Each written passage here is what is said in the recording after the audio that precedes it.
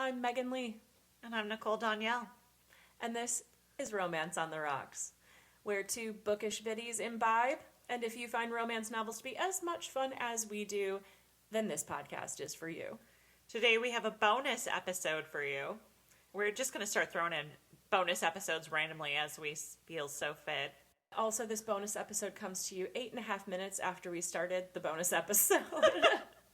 Because we recorded, we thought, but didn't. Okay, technically we were recording, just not with the proper mic channels. Oh my god, you guys, it's been a day. We have been book shopping. Yes. Furiously. Mm-hmm. We wanted to do 5 locations. We did. Megan, what happened with that first location? Well, the traffic was abysmal. And you made a comment about how you don't recall traffic being like this on a Sunday. Couldn't figure out why it was like that. It was like a mile back up. We were trying to get to a flea market. And apparently that entire line of cars was for the flea market. And we got some angry hand motions from a very hardworking law enforcement person. Yeah, this poor traffic cop was out there trying to get jokers like us to move along and was not pleased with us trying to figure out how to turn into the parking lot. No. But to be fair, this is my first North Carolina flea market experience. So, yeah. Oh, I don't blame her at all because it was probably hours of people like us not knowing what we were doing. So we skipped it. We were just like, maybe next time we'll show up at like 6 a.m. I just kept looking at the parking lot alone and the traffic, and I was like, that's going to be the main battle right there, and we're trying to hit 4 other locations in a limited time window on a Sunday. Yeah.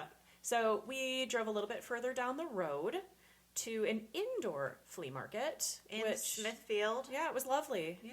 I would go back again. There weren't a ton of books, which is really what we were in the market for.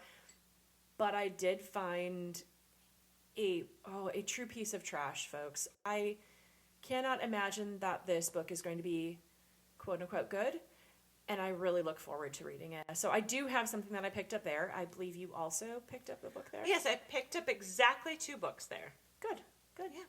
And then the next stop was the Goodwill in Garner, North Carolina. Right. And there I found a few more treasures. I found a couple things, but I can't remember if I actually picked up a romance novel there. Those might have just been other personal books for me. I think you're right. Yeah. I found some holiday gems there, as well as the classic 50 Shades of Grey. Oh, God. I cannot believe you're going to put yourself through that. I have to. I feel like I have to. I have to take one for the team. I have seen the movies, all 3 of them. Oh, I'm so sorry. I had to find out what the hullabaloo was all about. That is just not my jam. But I have heard so many things about the writing in the book by E.L. James, and I'm going to dive in at some point during this journey, and I'm just going to find out what it's all about. Well, bless you, child, because that would not be my thing. I know, you were like, really?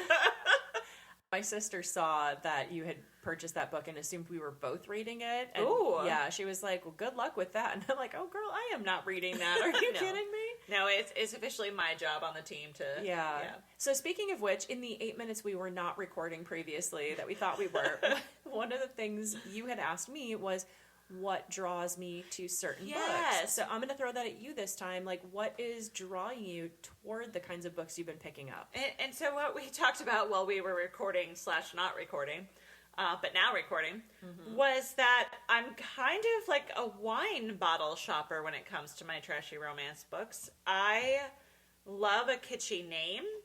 I love a fun graphic design on the cover. And I was saying to you, I think those are all the wrong reasons to shop for a romance novel. I do also read the synopsis on the back.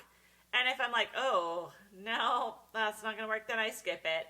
But yeah, I feel like I'm so whimsical in my choosing of books.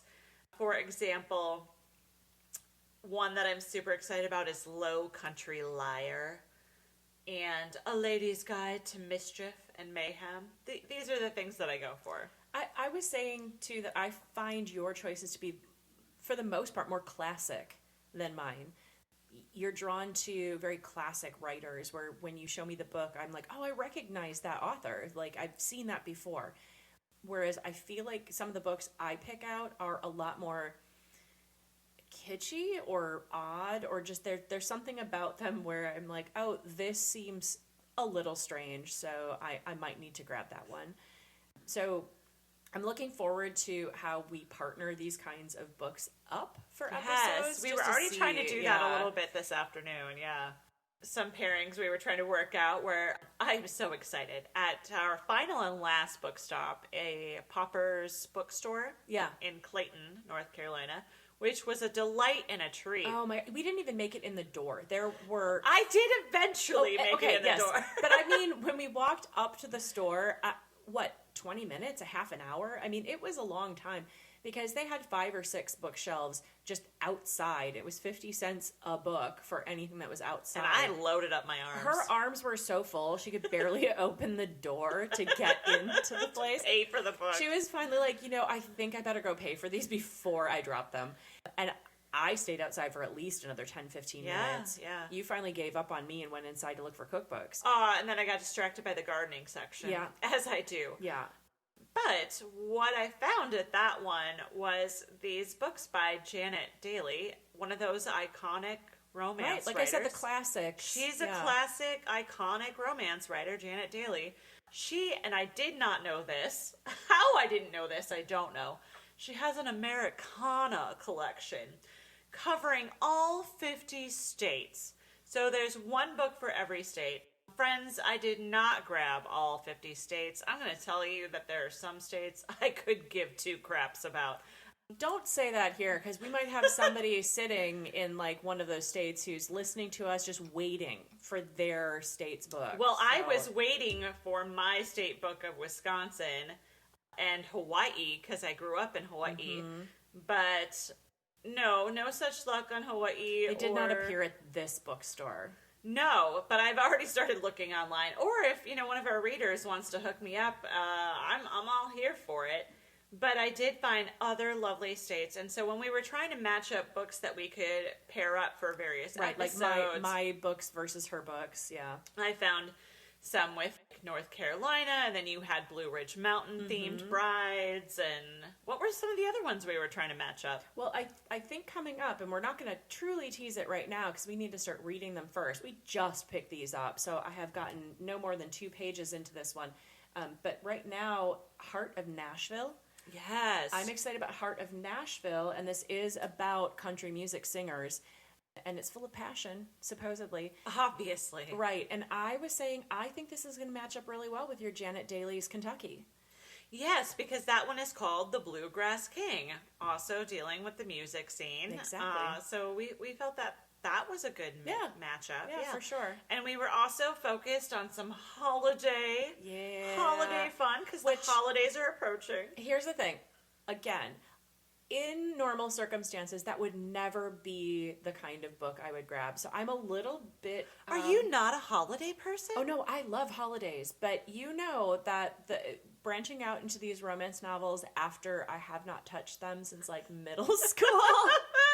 This is so not my typical genre anymore. And so this is kind of fun because I'm kind of going to a place I haven't been in a while. And so if I were going to grab a romance novel in the last couple of years, it 100% would not have been a holiday one. Okay. So I am looking forward to like checking these out. I wouldn't have picked them up, but I did grab 2 Christmas ones and a Thanksgiving one based on you and I sitting down to kind of have some matchy-matchy. So I am looking forward to this. I think it's going to be kind of fun. I'm excited. I am one of those awful, horrible people who has a secret addiction to those really kitschy Hallmark movies. I know they are ridiculous. I know they are, but I love them. I love Hallmark movies. Now, to be fair, there's some rotten ones out there. Yeah, there's some really horrible ones. There's something very comforting about like just a classic, clean, fun, uplifting kind of show. So I get it. It's not something that I personally like sit down to watch, but I get it. I will tell you also, in the realm of rom-com, one of my all-time favorite Netflix movies is The Holiday. I don't know that one. Oh my God. As a Christmas-esque baby, I love all things holiday. And The Holiday, I could pee myself laughing because it's so funny. Do I need to provide like a poncho or something for our Christmas episode? Make sure we're all good here. Maybe. So I am hoping, because I do love comedy as well, that it's not all serious, overly Hallmarky Christmas that we're diving into this season upcoming. I hope there's some comedy and fun as well, because Honey, I think that's important. Honey, just quick up front spoiler. My holiday book involves some sort of familiar black cat and a guy who's dressed up as Santa while committing fraud. So I'm thinking we got some comedy going on. I'm excited. Can we just real quick turn to the world of independent publishing? Oh, yes, please. Because we have picked up a smorgasbord of romantic literature, and some of them are classic, iconic writers, and some of them are self-published. Right. And so when we were just saying, like, I feel like you gravitate towards these classic authors, apparently I gravitate toward the opposite. So I have a few that I am incredibly curious to see how this goes, because they are self-published, and many props to people who want to put themselves out there and put themselves on the line to write what's in their heart and their passion. I have mad respect for that, and getting to your goal and completing that, being able to see a book with your name on it, that's fantastic. Some of y'all need to get some editors. Maybe have a friend copy check. I don't know. And not just any friend. Your friend that maybe went to school for journalism or English or teaching or copywriting. Just saying, because man, there's some things to be desired just even reading the back cover, and I am really looking forward to seeing the actual storyline and hoping I can get past some of the writing style. That's coming up, but I will tell you that some of these books involve vampires. They involve... I'm here for it. Drug dealers. Oh, not here for that. They involve vampire Texas Ranger zombies. Okay. I don't know. That sounds just like an amazing time. Yeah. So I didn't grab that mermaid, but I do have the rest of these things coming up. And and we've been talking about, we are on the hunt for a variety of romance novels. Oh, for sure. We want to explore all the genres. I will be honest and say I don't know if I want to read about inanimate objects and love. Oh, I will do that. That will be my... You can take that one for the team. Now, you did manage to find a Janet Daly 2 copies of the New Mexico one. Because I meant to grab Texas. Yeah. And I grabbed 2 New Mexicos. So we will have a day where we dive into the same book. Yes. And see what kind of lessons we both bring out of it. And I'm curious to see, because for those of you who don't know us very well, there was a time and place where Nicole had us sit down and watch Rosemary's Baby. Oh my God. When I was pregnant. Yeah. Because that's exactly what you should watch when you're pregnant. Yeah. So is Rosemary's Baby. We watched that movie together, and we came out at totally different lessons. Oh my God, totally different lessons. So I kind of feel like us reading this book, we will do the same thing. Because we're probably. Yeah. So in case you don't know, I think that Rosemary's Baby, the ending shows that a mother's love will conquer all. Whereas Nicole thinks that if you're not a good Catholic girl, God will punish you with the devil's baby. So with the Antichrist, yeah. So just putting that out there, we have a little bit of a different view on life. So... And yet, we're besties. Yeah. So, looking forward to seeing how Janet Daly's New Mexico, Land of Enchantment, treats us both. That will be interesting. Are there any books in your pile of fun that you are super excited about? Like, you feel it, like, was the prize of the day? Oh, prize of the day. I do feel like that's probably going to be the zombie one. Yeah. Just to let y'all know, I've got this zombie one, and it's not just any zombie. So first of all, it's not a self-published zombie. This is an actual Harlequin. So I'm first of all pumped about that. It means a real editor got to it. And the man on the cover has a very large gun and purple velour suit coat that's open to show abs that don't exist in real world. So is he rocking a six-pack? I think he is, and it seems like there are either demon eyes or that's wolf an eyes eight-pack floating behind him. Ooh. Yeah, and he may or may and not be this is called standing... what? Zombie Moon? Zombie Moon. He is standing, like, in a fire. I'm not sure if he's, like, fire resistant. Not real sure.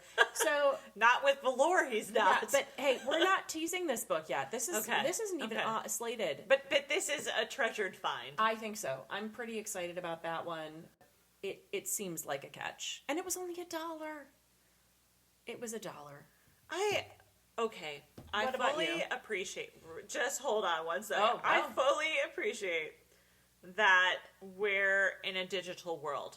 And I myself, for our first couple of episodes of the podcast, was using digital versions of books. Which I told you would be impossible for my brain to even deal with. And I have me, a physical highlighter, and I'm going through these books, and I'm watching you try and wrangle with like that digital reader. That would drive me bananas. It's fine because I can screenshot and highlight in my own way, which I like. But there's something to be said for tangible books. Yeah. I still, maybe it's the old school journalist who had to splice 3/4 inch tape in me and use a magnet to wipe a radio tape, but I love a tangible book. Yes. Yeah. I don't love the allergies I'm currently experiencing from our treasures you guys, today. This woman has been sneezing so hard. Oh, my eyes, they itch. I don't know, but I might have to figure that out. But I still love a tangible book. Yeah. I am that girl. I have bookshelves in my house, and I know my husband is so proud of the fact that he like digitizes everything and catalogs everything, like our movies, and love him for that. It makes it easy to access our movies when we're watching them. But I love a tangible book. There's something to be said for going to those secondhand books, like the Popper Book House that we went to in Clayton today. Fantastic. And hitting those thrift stores and flea markets. And we scored. I don't think I spent more than $50 total today. Girl, you spent way less. I didn't even spend 10. There's no way you got that high. Well, because I bought my personal books too. Okay, well, if we're just looking though at your pile of romance here.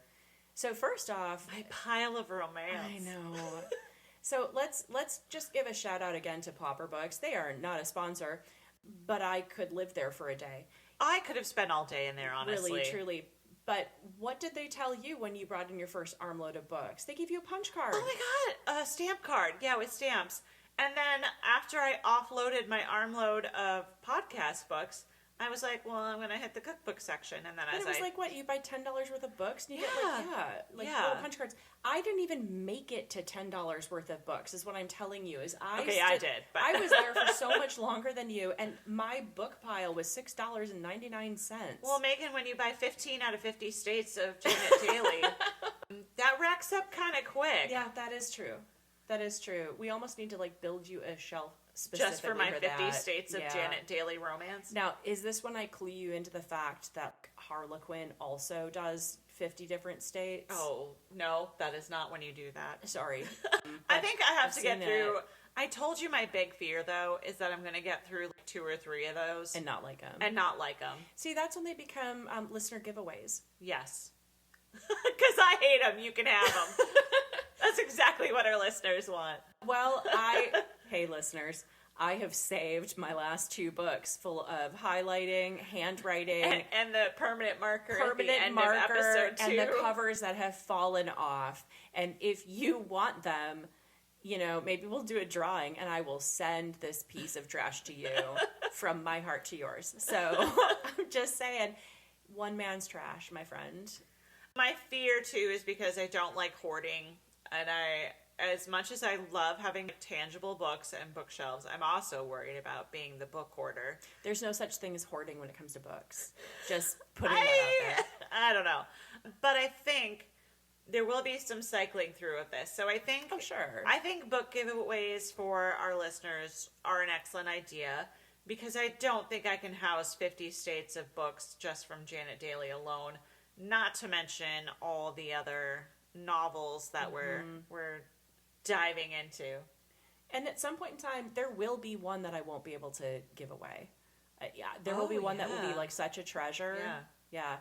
In fact, when you and I first talked about this and like what brought us in, and I think I might have mentioned like a book that my grandmother had given to my mom, and it was a thing. My sister wrote to me today. Yes, she did. She was texting you. She was texting me, and she was asking me specifically about the title of that book, and I was not talking to her about it. That is how imprinted this book is on her brain and my brain. Hilarious. I was able to share a screenshot with her because I had just found that specific book. So I'm pretty sure she and I will end up with that on our shelves at some point, and it will never leave again. I love that we're having all these conversations with friends and family already about these books, and they're starting to talk about like, oh, that looks like a fun title. I can't wait to hear about it. Or I remember reading that author, or like my mom, It's a Sweeter Time with Kathleen Norris. Yeah. And again, I really liked the way Kathleen Norris wrote. You loved how most of the book went. Yeah, I really did. But we did not feel like it was from a sweeter time by the time it was done. I hated the ending, you guys. I really did.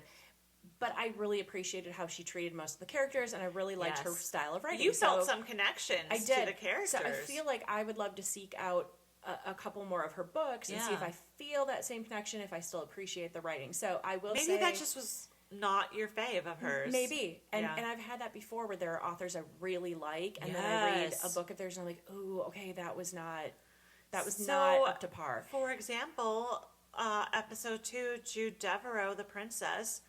I was talking about how that had a lot of familiarity for me and how I've read it multiple times now. I have to tell you, I am a Jude Devereaux fan. That is not my favorite book of hers. Sure. She has much better books, in my opinion, than The Princess. Because The Princess had a very abrupt ending.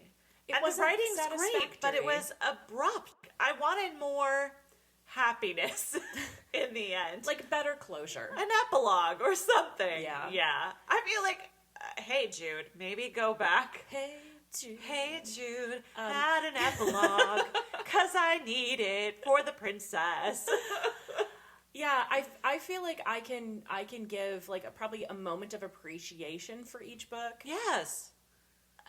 But I don't know that it will ever balance out a lot of my overwhelming nitpickiness, and so I don't want this to be a podcast where people are like, oh god, they just keep picking these apart. And I told you that was my concern today. Yeah. I'm like, I don't want to just be bashing other people's books all the time, because as you mentioned earlier, putting your soul and heart on paper or an ebook is huge. Putting a chunk of yourself out there for people to judge. I don't want to discourage people from picking up whatever it is to really take that idea and put it on paper.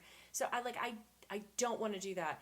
But I also know that I am a nitpicky gal. I also know that as broadcast journalism bachelor degree holders, we're a little nitpicky about grammatically correct writing. We are. And can we say nitpicky about 5 more times? Because I feel like we just said it about 3 or 4, and it's not enough. Okay, so Department of Redundancy Department.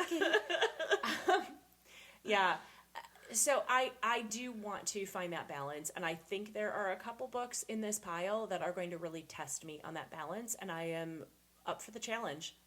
I mean, I was willing to grab 15 of 50 states of Janet Daly, so I feel like I'm committed to the journey, and I have to say, as we've been book combing today, I felt real, genuine excitement over the whole adventure. Like recognizing names of authors that I hadn't honestly paid any attention. Like, you get older, right? You go to college, some of us, and you're forced to read, and I say forced wholeheartedly to read books that you don't wanna, that you have to do as class assignments.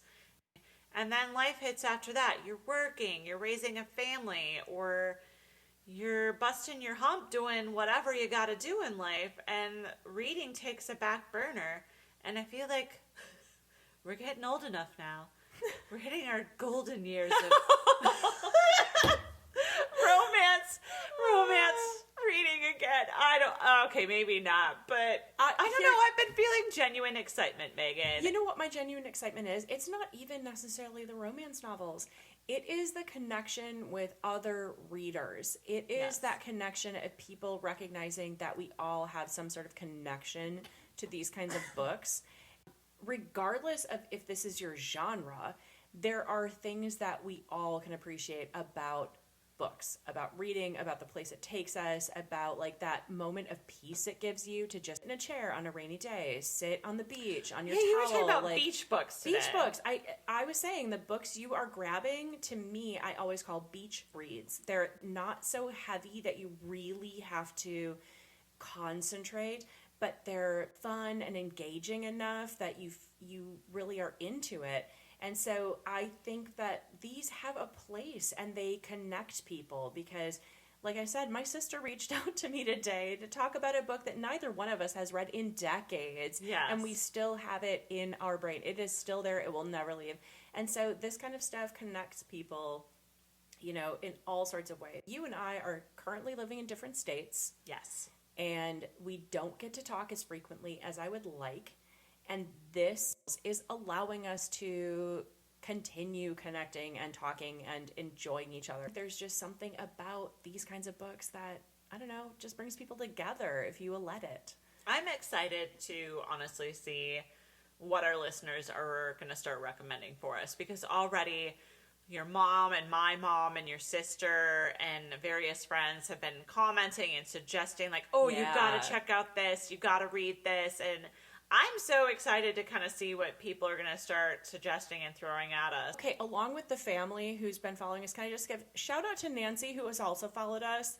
Love you, Nancy. That is one of my mom's best friends. And I saw that she gave us like a little like on one of our posts. Oh, I love that. Yeah. Just hi. There is some great books here and probably some terrible ones. And I look forward to all of them. We've got some weird stuff in our piles. We've got some classic stuff in our piles. We've got vampires, bluegrass singers.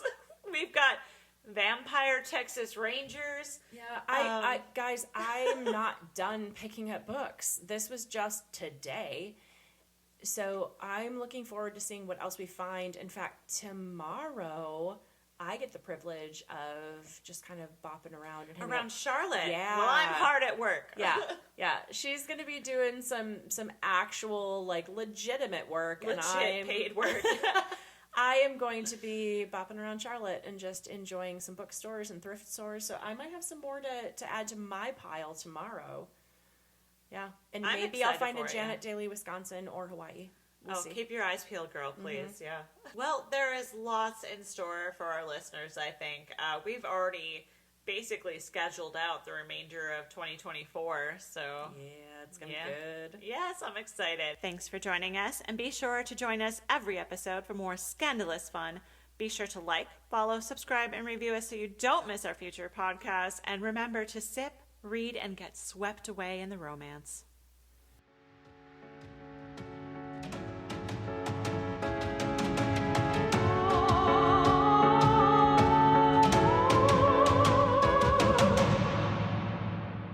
Want to show some love for Romance on the Rocks podcast? It's easy. Visit www.buymeacoffee.com/romanceontherocks. Buy us a book or two. We appreciate you, and thanks for listening.